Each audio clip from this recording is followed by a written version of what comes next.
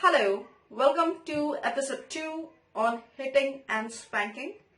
So, today we are going to focus on the famous phrase, and I'm sure you have heard of, that is, spare the rod and spoil the child.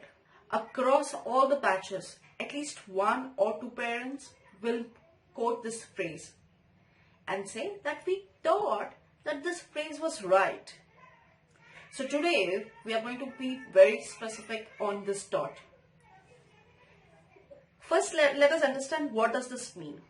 Spare the rod and spoil the child. So what does that mean? If you do not hit the child, that means you are going to spoil the child.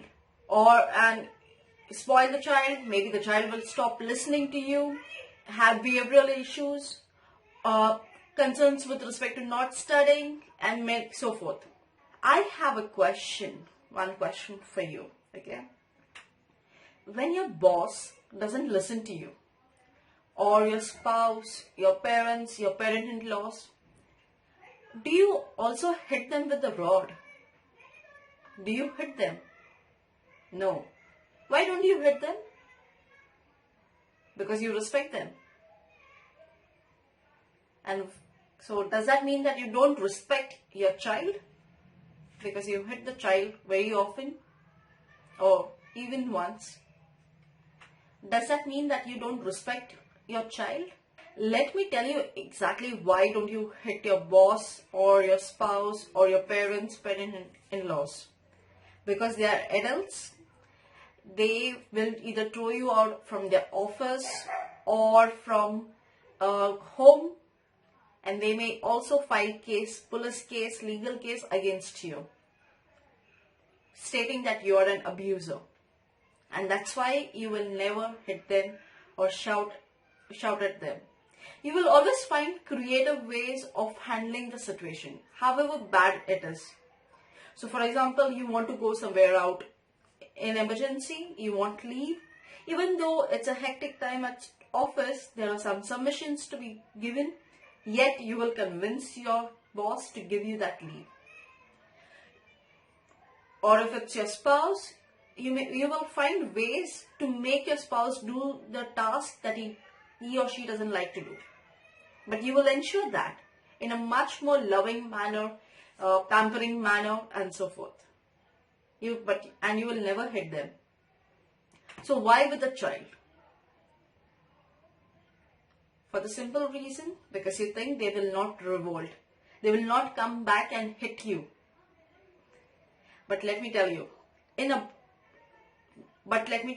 abroad, children call the police and within no time, the parents are taken and put in the jail for hitting them, for abusing them. In India as well, there is a law with respect to corporal punishment. So far, that law is being used widely on schools if they are punishing children or with relatives and friends and so forth, strangers. With parents, it's hardly being used. But there will certainly be a time where parents too will go behind the jail because of hitting and abusing the child. I'm not scaring you. But seeing the suicidal rates, seeing the juvenile rates, it's obvious that very soon there will be stringent laws against this as well. Let us understand what do we really do by hitting the child. So what message are we giving our children? First, if they're taking you as their role model, you're telling them that it is fine to hit someone else who's less powerful than you. The second message that you could be possibly giving your child is anyone abusing you, hitting you is your fault. The abuser is not at fault. You are provoking the abuser to abuse you.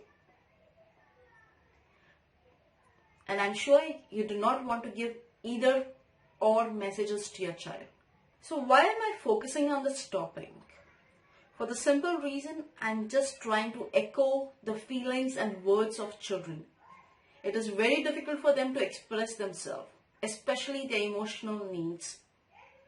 And hence, I am doing that. In my next episode, I shall be sharing simple strategies on how to keep your cool and ways to manage your child even when you're angry.